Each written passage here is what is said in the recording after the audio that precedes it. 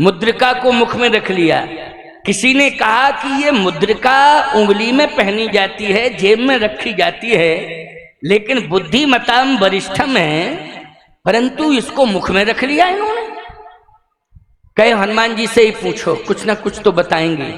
फिर हनुमान जी से पूछा कि मुद्री जेब में रखी जाती है, मुद्री उंगली में पहनी जाती है, मुद्री मुख में नहीं रखी जाती है, लेकिन मुद्री को मुख में रख लिया है। इसका तात्पर्य क्या है? सारी दुनिया जो है देख रही है और मजाक कर रही है कि देखो मुद्री कभी मुख में नहीं रखी जाती है, लेकिन ये बुद्धिमताम है, ये मुख में रखे हैं। हनुमान जी ने कहा दुनिया अंधी है, जानती नहीं है, वासना की का मोतियां बिंद आ गया है लोगों की आंखों पर, इसलिए मेरी मुद्री क्या पहचानेंगे लोग? माँ बाप तो नहीं पहचान पा रहे हैं, मेरी मुद्री क्या पहचानेंगे? बोलो, वासना क्या मोतियां बिंद आ गया आंखों पर, इसलिए संबंधों को भी नहीं पहचान पा रहे हैं लोग, माँ बाप को नहीं पहचान रहे हैं, बहन बेटियों को नहीं पहचान रहे हैं। क्यों? मोतिया बिंद आ गया है, वासना का मोतिया बिंद। हनुमान जी ने कहा वो मेरी मुद्री पहचान पाएंगे? उन्होंने निश्चित रूप से सत्संग नहीं किया है, उन्होंने कभी कथाएं नहीं सुनी हैं, संत वाणी नहीं सुनी है, उनकी आंखों का मोतिया बिंद साफ नहीं हो पाया है। क्योंकि एक बार इन आंखों से सत्संग में जाकर संतों का दर्शन कर लेते, मंदिर में जाकर भगवान का दर्शन कर लेते, तीर्थों में जाकर के तीर्थ के देवताओं का दर्शन कर लेते। बोलो, नैनन संत दरस नहीं देखा, लोचन मोर पंख कर लेखा। बोलो, उनकी आंखें कैसी हैं? जैसे मोर पंख में आंखें होती। अच्छा, मोर पंख में आंखें होती हैं, वो आंखें केवल चित्र है कि उसमें देखने की क्षमता है? जल्दी बोलो। वो केवल चित्र है, खाली आकार है आंख का, लेकिन उसमें देखने की क्षमता नहीं है। ऐसे ही जिन्होंने संतों का दर्शन नहीं किया है, उनकी आंखें देखने में लग रही है आंखें हैं, लेकिन मोर पंख के समान हैं। इसलिए हनुमान जी ने कहा कि वो नहीं समझ पा रहे हैं, नहीं देख पा रहे हैं, उनको मुद्री दिखाई दे रही है, लेकिन मुझे मुद्री नहीं दिखाई दे रही है। फिर हनुमान जी ने कहा मुद्री होती तो उसे उंगली में धारण की जाती, मुद्री होती तो जेब में रखा जाता।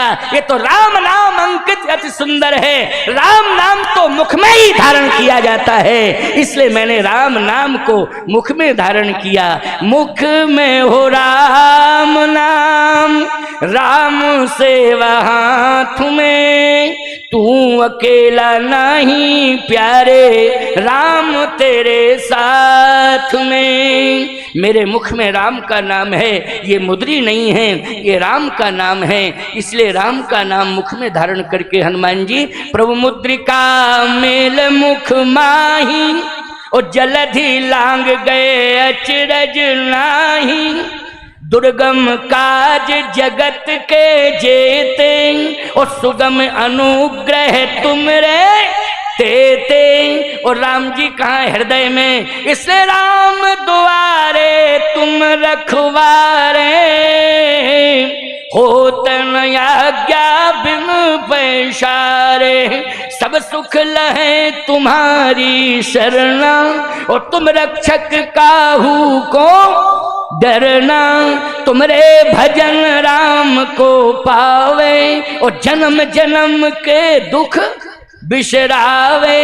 एक छलांग लगाई, हनुमान जी लंका में पहुंच गए। लक्ष्य क्या लेके गए थे? कि ये मुद्री सीता माता को देनी। दूसरा लक्ष्य था कि विभीषण जी को प्रभावित करके श्री राम जी के पास लाना है। बोलो भाई, ये लक्ष्य लेके गए थे ना। अब देखो लक्ष्य की पूर्ति कैसे होती है। इसलिए तो मैं कहता हूं कि सोच सकारात्मक होनी चाहिए। सकारात्मक सोच सार्थक होती है, सफलता मिलती है। आपको लगता भले ही है कि हमारी सकारात्मक सोच विफल हो गई, नहीं नहीं, विफल नहीं होगी, थोड़ा इंतजार करो, सफलता मिलेगी, विश्वास की बात है। अच्छा बोलो, सत्य परेशान होता है लेकिन पराजित नहीं होता है। ये तो पक्की बात है ना, सत्य क्या परेशान होता है लेकिन पराजित नहीं होता है। सत्य को विजय मिलती है कि नहीं? सत्यमेव जयते, सत्यमेव जयते। ये सूत्र को तुम नकार दोगे क्या? विश्वास करने की आवश्यकता है। इसलिए हनुमान जी सत्य का संकल्प लेकर के गए हैं कि मुझे विभीषण जी को श्री राम जी से मिलाना है, मिलाना है। पूरी लंका में किसे खोजा है उन्होंने? सीता जी को बाद में खोजा, पहले किसे खोजा? आप कहोगे महाराज जी सीता जी को तो खोज रहे थे, मंदिर मंदिर प्रतिकर शोधा, देखे जहते अगणित जोधा। जब कन्फर्म संपाति बता चुका है कि अशोक वाटिका में बैठी है, तो जब अशोक वाटिका की बात कन्फर्म कह चुका है, क्यों कह चुका कि नहीं संपाति, वहीं से उसने सत्य बता दिया, मैं यहीं से देख रहा हूं। अच्छा, पहले के लोग, त्रेता की बात सुना रहा हूं, ये कथा त्रेता की है। त्रेता के लोग जो है राम पक्ष के जो होते थे वो सत्यवादी होते थे, बोलो होते थे कि नहीं? अच्छा, जटायु यदि राम पक्ष का है तो संपाति को क्या मान रहे होते? संपाति जब सीता की का पता लगा सकता है, पता जान सकता है कि कहां है सीता, बोले अशोक वाटिका में, इसका मतलब है कि सीता से उसका संबंध है। तो जिसका संबंध सीता राम से होगा, ईमानदारी से बताओ उसे किसके पक्ष का मानोगे तुम? उसको सीता राम के पक्ष का ही मानना पड़ेगा। इसलिए संपाति किसके पक्ष का है? सीता राम के पक्ष का है। तो वो जो सीता राम के पक्ष का है वो कभी झूठ नहीं बोलेगा। बोलो, बोलेगा झूठ? नहीं बोलेगा झूठ। इसलिए उसने स्पष्ट बता दिया है कि सीता जी मुझे दिखाई दे रही हैं, वो बैठी हैं। अच्छा, जब कंफर्म हो गया तो हनुमान जी भी तो विश्वास करने वाले हैं, उनको ये जगह जगह जाके खोजना नहीं चाहिए था, सीधा अशोक वाटिका में जाते।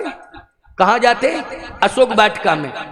आपको मालूम होना चाहिए गांव की लोकेशन अलग होती है, बगीचाओं की लोकेशन, बाग बगीचों की अलग होती है। बाग बगीचा गांव के अंदर होते हैं कि गांव के बाहर होते हैं? जल्दी बोलो, बाहर होते हैं कि नहीं होते हैं? बाहर होते हैं। तो हनुमान जी के पास इतनी बुद्धि नहीं है कि जब अशोक वाटिका में बैठी है तो अशोक वाटिका कहां है। दूसरी बात, समुद्र को छलांग लगा के पार कर सकते हैं तो लंका में उड़ जाते ऊपर और देखते कि कहां पर है अशोक वाटिका। क्यों भाई?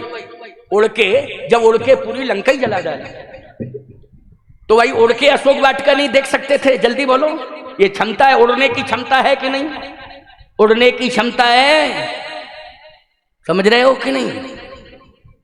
अभी पवन देवता आए थे नहीं, हनुमान जी के बाप, टेंट ही उड़ रहा था, ज्यादा तेज होता तो तुम्हारे लोग उड़े चले जाते।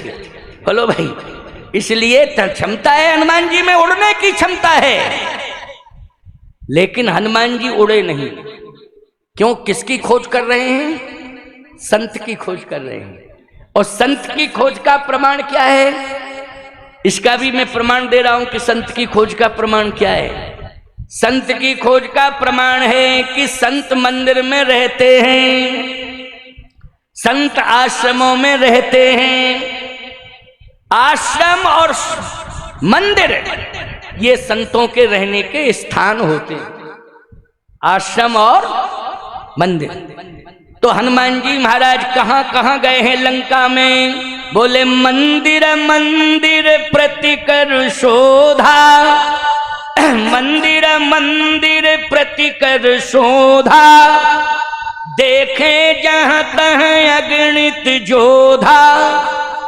मंदिरों में गए हनुमान जी, हर मंदिर में जा रहे हैं हनुमान जी, क्योंकि तलाश कर रहे हैं कि किसी मंदिर में कौन मिलेगा, संत विभीषण मिलेगा, इस मंदिर में नहीं तो इस मंदिर में। आज हनुमान जी किसकी खोज कर रहे हैं? विभीषण की खोज कर रहे हैं। सीता जी की खोज तो सुनिश्चित है क्योंकि वो तो अशोक वाटिका में है, लेकिन विभीषण का पता नहीं है कि कहां है।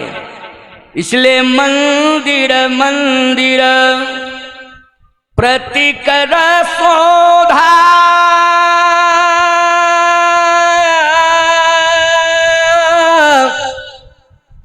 देखे जहां तहां नित जोधा। जितने मंदिर थे लंका में, उन सभी मंदिरों में हनुमान जी गए। आप कहो ज्यादा मंदिर क्यों बने थे? जब राक्षस रहते थे तो इतने मंदिर बनाने की क्या जरूरत थी? क्या राक्षसों ने मंदिरों का निर्माण किया था? नहीं, ये मंदिर तो पहले ही से थे, राक्षसों ने तो कब्जा किया है। मंदिर तो पहले ही से थे, लेकिन राक्षसों ने कब्जा किया तो हनुमान जी कब्जा हटाने के लिए गए हैं। बोलो गए हैं कि नहीं गए हैं? कि ये जो राक्षस कब्जा कर बैठे हैं मंदिरों के ऊपर, इसलिए कब्जा हटाया जाए। अब तलाश कर रहे हैं कि किस मंदिर में विभीषण मिले, लेकिन जिस मंदिर में हनुमान जी जाते हैं उसमें मूर्तियां रो रही थीं और राक्षस सो रहे थे। राक्षस सो रहे थे, वो मूर्तियां रो रही थी। सावधान, मंदिर की मूर्तियां अगर रो रही हैं तो निश्चित रूप से ये समझ लेना कि बहुत बड़ी हानि होने वाली है। इसलिए मैं कहता हूं कि गांव-गांव में जितने मंदिर बने हैं, अगर टूट रहे हैं, फूट रहे हैं और मूर्तियों की पूजा नहीं हो रही है, तो पूरे गांव के लोग, मैं कहता हूं कि नया मंदिर एक भव्य दिव्य बन गया है, राम मंदिर, बहुत बढ़िया। लेकिन सबसे पहले गांव के पुराने मंदिरों का जीर्णोद्धार करना, तब गांव में नया मंदिर बनवा के तैयार कर। पहले पुराने मंदिरों का जीर्णोद्धार कराओ। पुराने मंदिरों में मूर्तियां बैठी रो रही हैं, या तो तुम्हें बहुत अच्छा उत्साह है तो मूर्तियों को व्यवस्थित कर दो, उसी जगह पर नया मंदिर बना दो, क्या परेशानी की बात है? क्यों भाई, उसी स्थान पर बना दो। लेकिन ये नहीं कि जो पुराने मंदिर हैं उनमें मूर्तियों की पूजा नहीं हो रही है और टप टप पानी गिर रहा है, बरसात में वहां कीड़े मकोड़े निवास कर रहे हैं, कोई आरती करने वाला नहीं है, कोई स्तवन करने वाला नहीं है, कोई वंदन अभिनंदन करने वाला नहीं है, और कहते हो कि हम भक्त हैं, बहुत बढ़िया गांव में मंदिर नया बनवाएंगे। पहले पुराने मंदिरों का जीर्णोद्धार करो, इसके बाद नया मंदिर बनवाओ। जितनी मंदिरों में मूर्तियां हैं पुराने मंदिरों में, याद रखना उनकी पूजा होनी चाहिए, उनका बंदन होना चाहिए। तुमने अपने घर बहुत अच्छे अच्छे आलीशान बनवा रखे हैं, घर में मेहमान आ जाते हैं तो 50 किलोमीटर दूर से मिठाई आती है। बोलो आती है कि नहीं आती है? 50 किलोमीटर दूर से वीआईपी रेस्टोरेंट से मिठाई आएगी। क्यों? हमारे घर के अंदर मेहमान आए हैं, हम इनको खिलाएंगे, स्वागत करेंगे तो ये प्रसन्न हो जाएंगे। बोलो भाई, हो जाएंगे प्रसन्न कि नहीं? तुम यही सोचते हो, लेकिन याद रखना, मेहमान को प्रसन्न करने से तुम्हें मोक्ष मिल जाएगा क्या? मेहमान को, मेहमान चाहे तुम मिठाई नहीं, तुम प्राण खवा दो तो प्रसन्न नहीं होगा। मेहमान कहाँ प्रसन्न होगा? आजकल कोई प्रसन्न होता है क्या? बोलो भाई, चाहे जितना उसके साथ तुम अच्छा करो, लेकिन फिर भी प्रसन्नता का रिस्पांस नहीं देता है, अनुभव नहीं कराता है। जैसे मिठाई लाओ और तुम जैसे ले गए, बाबूजी थोड़ा थोड़ा, भाई साहब थोड़ा सा, लो, क्यों, क्या बात है? डायबिटीज है। क्या फायदा रहा? 50 किलोमीटर दूर से तुमने 1000 रुपया किलो वाली मिठाई मंगाई और नाक सकोड़ के उन्होंने कह दिया, भाई साहब ने नहीं थोड़ा सा तो लेना पड़ेगा। अच्छा नहीं मानते हो तो लो। बहुत वीआईपी मेहमान है। क्यों? 1000 रुपए की मिठाई में उसने थोड़ा हाथ लगा दिया है, जैसे बैकुंठ से भगवान आ गया हो उतर के। खबरदार, पैसे का दुरुपयोग मत करो, सदुपयोग करो पैसे का। मैं ये नहीं कहता हूं कि मेहमानों का सम्मान नहीं करना चाहिए, मेहमानों को प्रसन्न नहीं करना चाहिए। पहले गांव के भगवान को प्रसन्न करो, बाद में घर के मेहमान को प्रसन्न करो। अगर इतना नहीं कर सकते हो तो भगवान से कुछ भी पाने की उम्मीद मत रखो।